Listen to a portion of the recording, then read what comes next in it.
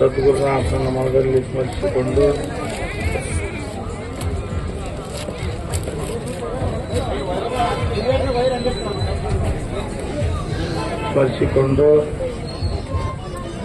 ಇವತ್ತಿನ ಕರ್ನಾಟಕ ರಾಜ್ಯ ನಾಟಕ ಬರಹಗಾರರ ಕವಿಗಳ ಸಂಘ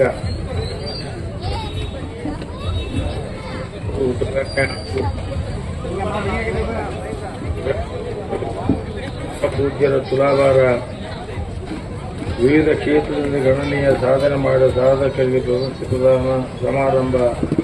ಈ ಕಾರ್ಯಕ್ರಮದಲ್ಲಿ ಭಾಗಿಗಳಾಗಿರ್ತಕ್ಕಂಥ ಎಲ್ಲ ಹರಗುರು ಚರಮೂರ್ತಿಗಳಿಗೆ ಶರಣ ಸಮರ್ಪಣೆಯನ್ನು ತಿಳಿಸುತ್ತಾ ಎಲ್ಲ ಕಲಾ ಬಳಗದವರೇ ಹಾಗೂ ಇಲ್ಲಿ ನಡೆದಿರ್ತಕ್ಕಂಥ ಎಲ್ಲ ಶರಣ ಮತ್ತು ಶರಣೀಯರೇ ಮುದ್ದು ಮಕ್ಕಳೇ, ಯಾಕಂದ್ರೆ ಟೈಮ್ ಭಾಳ ಆಗ್ಯದ. ಆಗಲಿ, ಟೈಮ್ ಆದ್ರೆ ಏನಾಗುವುದಿಲ್ಲ. ಸಮಯ ಸಿಗುವುದು ಭಾಳ ದುರ್ಲಭ. ಈಗ ನೋಡಿ ಮಾತಾಡಕತ್ತಿ, ಈ ಟೈಮ್ ಸಿಗ್ಬೇಕಲ್ಲ, ಮತ್ತೆ ನಿಮ್ಗೆ ಸಿಗೋದಿಲ್ಲ. ಇವತ್ತೇ ಸಿಕ್ಕಿದ್ದರು, ಅದಕ್ಕೆ ಮಹತ್ವ ಕೊಡ್ಬೇಕು ಮನುಷ್ಯ. ಅದಕ್ಕೆ ಕಲಾವಿದರ ಬಗ್ಗೆ ನಮ್ಮ ಯಾರು ಕಲಬುರಗಿ ಏನು ಹೆಸರಲ್ಲ ಅವ್ರದ್ದು, ಏನು ಭಾಳ ಹೆಸರು ಗೊತ್ತನಾಗಲ್ಲ. ಶಂಕರ್ ಅವ್ರು ಇಡತನ ಮಾತಾಡಿದ್ರು, ಮತ್ತು ಇನ್ನು ಉಳಿಕೆಯವರೆಲ್ಲ ಮಾತಾಡಿದ್ದಾರೆ, ನಮ್ಮ ಅಂತ ಸ್ವಾಮೀಜಿಯವರು ಮಾತಾಡಿದ್ದಾರೆ. ಯಾಕಂದರೆ ಕಲೆಗೆ ಒಂದು ಬೆಲೆ ಇರ್ತದೆ. ಹೆಂಗಿರ್ತದ ಕಲೆಗೆ ಬೆಲೆ ಅಂದ್ರೆ, ಇಂದಿನ ಕಾಲದಲ್ಲಿ ಕಲೆ ಎನ್ನುವುದು ಹಳ್ಳಿಗಳಲ್ಲಿ ತವರು ಮನೆ ಆಗಿತ್ತು. ಹಿಂದಿನ ಕಾಲದಲ್ಲಿ ಏನೆಲ್ಲ ಪದಗಳಿದ್ದು, ಅವಾಗ ನಾವೆಲ್ಲ ಸಣ್ಣವರಿದ್ದಾಗ ಹಂತಿ ಪದ ಆಡ್ತಿದ್ರು, ನೇಗಿಲಿ ಹೊಡ್ಯಾಗ ನೇಗಿಲಿ ಪದ ಅಂತ ಆಡ್ತಿದ್ರು, ರಾಶಿ ಮಾಡ್ಬೇಕಾರೆ ಆಡ್ತಿದ್ರು ಗಣಮಕ್ಕಳು. ಆಮೇಲೆ ಹೆಣ್ಮಕ್ಳು ಕುಟ್ಟುವಾಗ, ಬೀಸುವಾಗ, ಕಳೆ ತೆಗೆಯುವಾಗ ಯಾವುದೋ ಅವು ಶೋಭಾನ್ ಪದ ಅವಾಗೆಲ್ಲ ಇದ್ವು. ಅವೆಲ್ಲ ಈಗೆಲ್ಲ ಏನಾಗ್ಬಿಟ್ಟವ ಅಂದ್ರೆ, ಈಗ ನಿಮ್ಗೆ ಗೊತ್ತೈತಲ್ಲ ಏನಾಗ್ಯಾವ ಕಾಲ. ಇದು ಕಲಿಯುಗ. ಎಲ್ಲ ಈಗ ಆನ್ಲೈನು, ನೆಟ್ಟು, ಪಟ್ಟು ಬಂದ್ಬಿಟ್ಟವಲ್ಲ, ಮೊಬೈಲ್ ಬಂದ್ಬಿಟ್ಟವ, ಅದರಲ್ಲೇ ಕೇಳ್ಬಿಡ್ತಾರ ಅವನ್ನ ಎಲ್ಲ.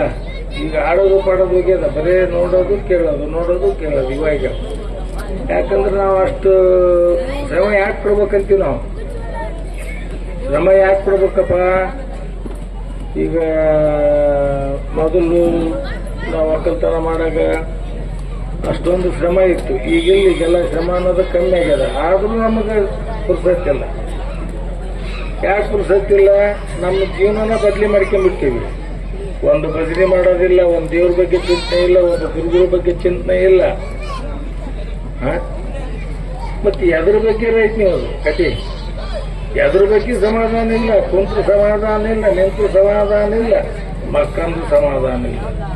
ಇಷ್ಟಕ್ಕೂ ಸಮಾಧಾನ ಇಲ್ಲ ಅಂದ್ರೆ ಮತ್ತೆ ಸಮಾಧಾನ ಯಾವುದಪ್ಪದು?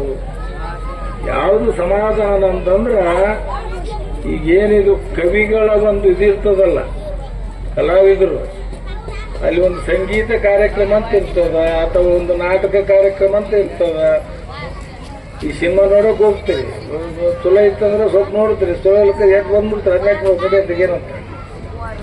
ಆದ್ರೆ ಇಂದಿನ ದಿನಮಾನದಲ್ಲಿ ಹೆಂಗಿದ್ವು ಅಂದ್ರೆ, ಒಂದು ನಾಟಕ, ರಸಮಂಜರಿ, ಒಂದು ಜಾತ್ರೆ ಆತಪ್ಪ ಅಂದ್ರೆ ಅವಾಗ ಬಯಲಾಟ ಅಂತ ಆಗ್ತದೆ. ಈಗ ಬಯಲಾಟಗಳು ಹೋಗ್ಬಿಟ್ಟಾವ. ಈಗೆಲ್ಲ ಸಾಮಾಜಿಕ ನಾಟಕ ಅವು ನೋಡ್ರಿ. ನಾಟಕ ಈಗ ಎಂಥ ನಾಟಕದಾಗ ಏನು ಅವುಗಳಿಲ್ಲ, ಪರಡಿಲ್ಲ. ಸಾಹಿತ್ಯ ಸಮರ್ಸವಾಗಿರ್ಬೇಕು. ನಾಟಕ ಅಂದ್ರೆ ಹೆಂಗಿರ್ಬೇಕಂತಂದ್ರೆ, ಅದಕ್ಕೆ ಒಂದು ಬೆಲೆ ಇರಬೇಕು. ಆ ನಾಟಕ ನೋಡಿದ ಮ್ಯಾಗ ಮನುಷ್ಯನಲ್ಲಿ ಒಂದು ಪರಿವರ್ತನೆ ಆಗ್ಬೇಕು. ಯಾರೋ ಒಂದು ಪುರಾಣ ಕೇಳ್ತೀವಿ, ಪುರಾಣ ಕೇಳಿದ್ರೆ ನಾವು ಮತ್ತೆ ಹಂಗಾಗಂಗಿಲ್ಲ. ಪುರಾಣ ಕೇಳಿ ನಾವು ಪರಿವರ್ತನೆ ಆಗ್ಬೇಕು.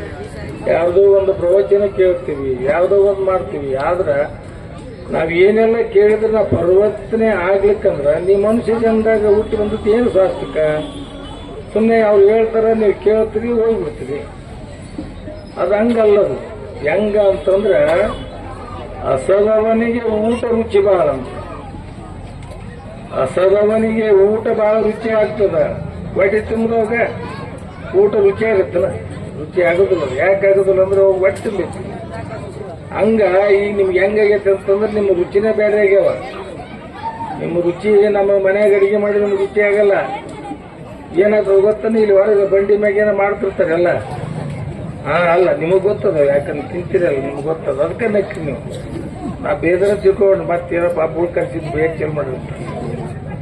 ಹಂಗಲ್ಲ. ನಿಮ್ಗೆ ಏನಾಗ್ಯಾವ ಅಂದ್ರೆ ಮನೆಯಾಗ ಊಟ ಚಲೋ ಆಗಲ್ಲ, ನಿಮ್ಮ ಮನ್ಯಾಗ ನಿಮ್ಮ ತಾಯಿ ತಂದೆ ಮಾಡಿದ್ ಚಲೋ ಆಗಲ್ಲ, ಮತ್ತು ನಿಮ್ಮ ಹ್ಯಾಂಡ್ರ್ ಮಾಡಿದ್ ಚಲೋ ಆಗಲ್ಲ, ಮತ್ತು ನಮ್ಮಂಥ ಮಠಕ್ಕೆ ಬಂದ ನಾವು ಅನ್ನ ಸಾರು ಹುಗ್ಗಿ ಮಾಡೋರು ಅದು ರುಚಿ ಆಗಲ್ಲ.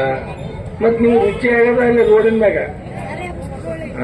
ಅಲ್ಲಿ ಗಂಧ ಎಲ್ಲೈತಪ್ಪ, ಅದಕ್ಕೆ ಬಿಡ್ರಿ ಅವನ್ನೆಲ್ಲ ಬಿಟ್ಟು ಮನೆ ಊಟವನ್ನು ಉಂಡು ಮನೆ ಒಂದು ಹೊಲದಲ್ಲಿ ಕೆಲಸ ಮಾಡಿ. ನಮ್ಮ ಸ್ವತಂತ್ರ ಇದೆಯಲ್ಲ ಮಗ, ಸ್ವತಂತ್ರ ಇದ್ದೀರಪ್ಪ. ನೀವು ಯಾಕೆ ಪರತಂತ್ರ ಹಾಕಿರಿ? ಸ್ವತಂತ್ರ ದುಡಿಯೋದು ಕಲೀರಿ, ಸ್ವತಂತ್ರವಾಗಿ ನಿಮ್ಮ ಮನೆಯಾಗ ಅಡಿಗೆ ಮಾಡಿ ಉಣ್ಣೋದು ಕಲೀರಿ. ಏನೋ ಉಣ್ಣೋಲ್ಬೇಕ, ನಿಮ್ಮ ಮನೆಯಾಗ ಅಡಿಗೆ ಮಾಡಿ ಉಂಟ್ರಿ ಅಂದ್ರೆ ಏನಾಗ್ತದ? ನೀವು ಸ್ವತಂತ್ರ ಆಗ್ತೀರಿ. ನೀವೇನಾಗ್ಬಿಟ್ಟಿರಿ, ಮುಂಜಾನೆ ಎದ್ದಿಗೆ ಸಂಜೆ ತನಕ ಪರತಂತ್ರ, ರಾತ್ರಿನೂ ಪರತಂತ್ರ, ಆಗ್ಲತ್ತು ಪರತಂತ್ರ ಅಂದ್ರೆ ನಿಮ್ಮ ಜೀವನ ಎದಕ್ಕೆ ಬರ್ತದ? ಇದ್ರು ಇರ್ಲಾರ್ದಂಗೆ ನಿಮ್ಮ ಜೀವನ ಹಂಗೆ ಆಗ್ಬಾರ್ದು. ಈಗ ಹೇಳಿದ್ರೆ ಕವಿಗಳು, ಎಷ್ಟೋ ಮಂದಿ ಕವಿಗಳು, ಎಷ್ಟೋ ಮಂದಿ ಭಾಳ ಶ್ರೀಮಂತದ, ಎಷ್ಟೋ ಮಂದಿ ಬಡವರು ಭಾಳ ಅದ. ಬಡವರಿಗಾಗಿ ಏನ್ ಮಾಡ್ಯಾರಪ್ಪ ಅಂತಂದ್ರೆ ಅವ್ರದೇ ತಮ್ಮ ಒಂದು ಫಂಡ್ ಮಾಡಿ, ಯಾರೋ ಏನ್ರ ಅವ್ರಿಗೆ ಇರ್ಲಿಕ್ಕಂದ್ರ ಅವ್ರದ್ದು ಒಂದು ಲಗ್ನದಾಗರ ಆಗಿರ್ಬೋದು, ಅನಾಥರು ಏನೋ ಇರ್ತಾರೆ ಅಂಥವ್ರಿಗೆ ಒಂದು ಅವ್ರ ಸಂಘದಿಂದ ಅವ್ರಿಗೊಂದಿಷ್ಟು ದುಡ್ಡು ಕೊಡ್ತಕ್ಕಂಥ ವ್ಯವಸ್ಥೆ ಮಾಡ್ಯಾರ. ಅದರಂತೆ ನೀವು ಮಾಡ್ಬೇಕು. ಅವ್ರು ಸಂಘದವ್ರು ಮಾಡೋದಕ್ಕಿಂತ ನಿಮಗೂ ದೇವ್ರು ಬೇಕಾದಂಗೆ ಕೊಟ್ಟಾರ, ಎದಕ್ಕೆ ಖರ್ಚು ಮಾಡ್ತೀರಿ? ಅದು ಖರ್ಚು ಮಾಡೋ ಬಂದು ಇಂಥವ್ರು ಸ್ವಲ್ಪ ದಾನ ಮಾಡಿದ್ರೆ ಅವ್ರಿಗೂ ಒಂದು ಏನಾಗ್ತದ, ಏನಪ್ಪ ನಮಗೂ ಒಂದು ಬೆಲೆ ಕೊಟ್ಟಾರಲ್ಲ. ಈಗ ಹೇಳಿದ್ರು ನಮ್ಮ ಶಂಕರ್ ಅವರು, ಸರ್ಕಾರ ಒಂದೆರಡು ಪದ ಒಂದಿಟ್ಟು ನಾಟಕ ಮಾಡಿ ಡ್ಯಾಮ್ ಟು ಮತ್ತು ಮಾಡ್ತಾರೆ, ಏನೋ ಮಾಡ್ತೀರಿ ನೀವೆಲ್ಲ ಕೇಳ್ತು ನೋಡ್ತಿರ್ತೀವಿ. ಅಂಥವ್ರ ಪ್ರಸಿದ್ಧಿ ಬರ್ತದ. ಕಷ್ಟಪಟ್ಟು ನಾವು ಎಲ್ಲ ಕವಿಗಳು ಇಷ್ಟೆಲ್ಲ ಬರುದು, ಇಷ್ಟೆಲ್ಲ ಪ್ರಯೋಗಗಳನ್ನು ಮಾಡಿ ಎಲ್ಲ ಮಾಡಿರ್ತೀವಿ, ನಮ್ಮನ್ನ ನೋಡಂಗಿಲ್ಲ ಅಂತ ಹೇಳಿದ್ರು ಅವರು. ಹಂಗೇದ ಕಾಲ. ಇವತ್ತು ಜಮಾನ ಹಂಗದ. ಜಮಾನ ಅಂದ್ರೆ ಸಮಾಜ. ಸಮಾಜ ಹೆಂಗದಪ್ಪ ಅಂತಂದ್ರೆ ಈಗ ನಾವು ಹೇಳಕತ್ತೀವಿ ಅಂದ್ರೆ ಬಹಳ ಮಂದಿ ಕೇಳೋದಿಲ್ಲ. ಅದ ಒಂದು ರಸಮಂಜನಿ ಕಾರ್ಯಕ್ರಮ, ಯಾವ್ದಾರ ಒಂದು ನಾಟಕ, ಮತ್ತೆ ಯಾರು ಅವ್ರು ಬಂದಾರ ಇವ್ರು ಬಂದಾರ ಅಂದ್ರೆ ಬಂದು ಕಿಕ್ಕರ್ ತುಂಬಿಡ್ತಾರೆ ಏನೇನ. ಅದ್ರಾಗ ಏನೈತೆ ನಮ್ಗೆ ಗೊತ್ತಾಗುತ್ತೆ. ಹಂಗಾಗ್ಬಾರ್ದು. ಜೀವನ ಸಾರ್ಥಕ ಆಗ್ಬೇಕಾಗ್ಯದ. ನಮ್ಮ ಜೀವನ ಸಾರ್ಥಕತೆ ಆಗ್ಬೇಕಾಗಿತ್ತಂದ್ರ ನೀ ನಾಟಕರ ನೋಡು, ಸಿನಿಮಾನಾರ ನೋಡು, ನೀ ಏನಾರ ನೋಡು. ನೋಡಿದ್ರ ಅದರಲ್ಲಿ ಒಳ್ಳೆದನ್ನಷ್ಟೇ ನೀ ತರ್ಬೇಕು, ಕೆಟ್ಟತನ ಬಿಟ್ಟು ಬಂದಿಡ್ಬೇಕು. ಪುರಾಣದಾಗ ಕಥೆ ಹೇಳ್ತಿರ್ತಾರ, ಏನೇನೋ ಹೇಳ್ತಿರ್ತಾರ, ಅಲ್ಲಿ ಅಪ್ಪು ಬಂದಿರ್ತಾರೆ, ಏನೇನೋ ಹೇಳ್ತಾರ. ಅವ್ರು ಏನು ಒಳ್ಳೆ ಮಾತು ಹೇಳ್ತಾರಲ್ಲ ಅವು ನಮ್ಮ ಜೀವನಕ್ಕೆ ಕಟ್ಟಿಟ್ಟ ಬುತ್ತಿ ಅಂತ ತಿಳ್ಕೊಂಡ್ರೆ ಬಂದು ನಿಮ್ಮ ಜೀವನ ಪಾವನ ಆಗ್ತದ. ಅದಕ್ಕೆ ಕವಿಗಳು ಅಂದ್ರೆ ಏನು? ನೀವು ಅವಾಗ ಇನ್ನು ಕಟ್ಟಿದ್ರು, ಹತ್ತಾಳು ಮುರಿದು ಒಂದು ಬಿತ್ತಾಳು ಮಾಡು. ಕವಿಗಳಂದ್ರೆ ಹೆಂಗ? ಅವ್ರ ಕಷ್ಟ ಜೀವನದಲ್ಲಿ ಅವ್ರಿಗೆ ಅನುಭವದಿಂದ ಒಂದು ನಾಟಕದ ಬರಿಬೋದು, ಒಂದು ಹಾಡದ ಬರಿಬೋದು, ಒಂದು ಸಾಹಿತ್ಯ ಬರಿಬೋದು, ಏನೆಲ್ಲ ಬರಿಬೋದು. ಬರೆದ್ರೆ ಅವ್ರು ಏನ್ ಮಾಡ್ತಾರೆ ಅಂದ್ರೆ ಅವ್ರು ತಜ್ಜೋರ ಬರ್ಬೇಕಪ್ಪ ಅಂದ್ರೆ, ನೀವು ಒಂದು ಹೇಳ್ತೀನಿ, ಗೌಡ್ರ ಗಂಟೆ ನಾಟಕ ನೋಡಿದ್ರೆ ಹಿಂದಕ್ಕೆ ನೀವು ನೋಡಿದೀವಿ, ಈಗ ಬಂದಾಗೈತಿ ಆಡ್ತಾರೆ ಯಾವಾಗ. ಅವಾಗ ನಮ್ಮ ಆಲಾಪುರ ರಾಮರಾಜ್ ದೇಸಾಯಿ ಅಂತಿದ್ದ. ನಾ ಇದ್ದಿದ್ದು ಹೇಳ್ಬಿಡ್ತೇವೆ, ಮತ್ತೆ ಸಿಟ್ಟಾದ್ರೆ ಯಾರಿಲ್ಲ ಅಲ್ಲ ಮತ್ತೆ ಹೇಳ್ತೀವಿ. ಅವಾಗ ರಾಮರಾಯನ ಮಠಕ್ಕೆ ಭಾಳ ಬರ್ತಿದ್ದ ರಾಮರಾಜ್ ದೇಸಾಯಿ ಆಲಾಪುರದ.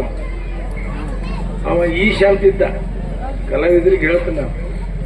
ಈಶ ಅದನ್ನ ನಾಟಕ ಬರೆದ, ಗೌಡ್ರ ಗದ್ಲ ಅಂತೇಳಿ. ಆ ನಾಟಕನ ಈಶ ಬರೆದ್ಮ್ಯಾಗ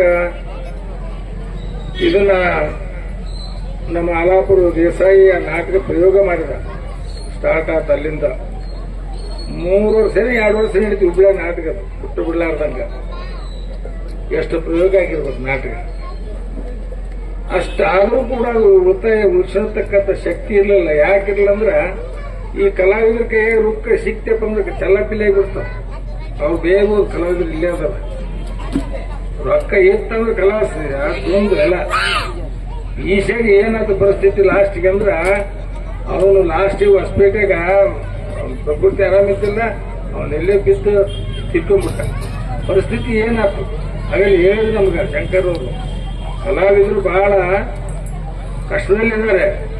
ಆದರೆ ಅವ್ರ ಮಕ್ಕಳು ಅವ್ರಿಗೆಲ್ಲರಿಗೂ ಸ್ವಲ್ಪ ವ್ಯವಸ್ಥಿತ ಆಗ್ಬೇಕಾದ್ರೆ ಅವ್ರು ಮಾಡ್ತಕ್ಕಂಥ ಸಂಘ ಸಂಸ್ಥೆಗಳಿಗೆ ನೀವು ಒಂದು ಸ್ವಲ್ಪ ಸಹಾಯ ಮಾಡಿದಂದ್ರೆ ಅವ್ರಿಗೆ ಯಾವುದೂ ಕುಂದು ಕೊರತೆ ಇಲ್ಲಾರ್ದಂಗೆ ಅವ್ರ ಜೀವನ ಪಾವನ ಆಗ್ತಕ್ಕಂಥ ವಿಚಾರ ನಿಮ್ಮೆಲ್ಲರಿಗೂ ಕಿವಿ ಮಾತನ್ನ ಹೇಳುತ್ತಾ ಮುಂದಿನ ದಿನಮಾನದಲ್ಲಿ ನಾವು ಕೂಡ ಆ ಕಲಾವಿದರ ಸಂಘದ ಜೊತೆಗೆ ನಾವು ಕೈಗೊಳ್ಳು ಜೋಡಿಸ್ತೀವಿ ಅಂತ ಹೇಳಿ ಈ ಎರಡು ಮಾತುಗಳನ್ನು ತಿಳಿದು ಪದಕರ್ತ ಮಾಡ್ತೀವಿ.